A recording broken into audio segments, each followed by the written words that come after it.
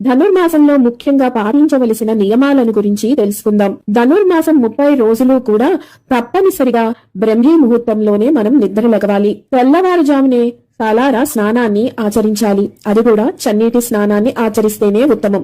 ఆరోగ్యరీత్యా ఎవరికైనా వీలు కాని వారు గోరువెచ్చని నీటితో స్నానం ఆచరించవచ్చును.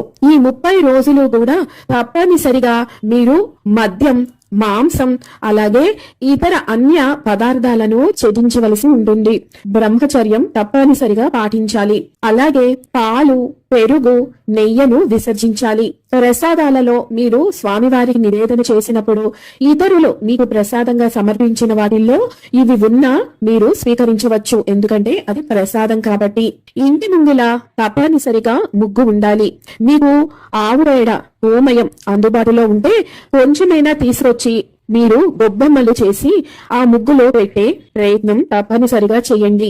ఈ నెల రోజులు కూడా మీరు శాంతంగా ధర్మ మార్గాన, అలాగే ఎవరితోనూ అబద్ధాలు ఆడటం, గొడవలకు వెళ్లటం అస్సలు చెయ్యకూడదు. ముఖ్యంగా అమ్మాయిలు గాని అబ్బాయిలు గాని ఎవరికైతే వివాహంలో ఆటంకాలు కలుగుతున్నాయో, శీఘ్రంగా వివాహం జరగట్లేదో, వారి జాతకాలలో ఏదైనా దోషాలు ఉన్నవారు, ఇలాంటి వారితో పాటు ఆర్థిక ఇబ్బందులు పడుతున్నవారు, దారిద్ర్యంతో సతమతం అవుతున్నవారు, దీర్ఘకాల సంతానం లేక బాధపడుతున్నవారు, అలాగే ఉన్నత స్థితికి వెళ్లలేక బాధపడుతున్నవారు, ఇలా ఏ ఒక్క సమస్యకైనా సరే తప్పనిసరిగా వారు అందరూ కూడా ఈ ధనుర్మాస వ్రతాన్ని ఆచరించాలి.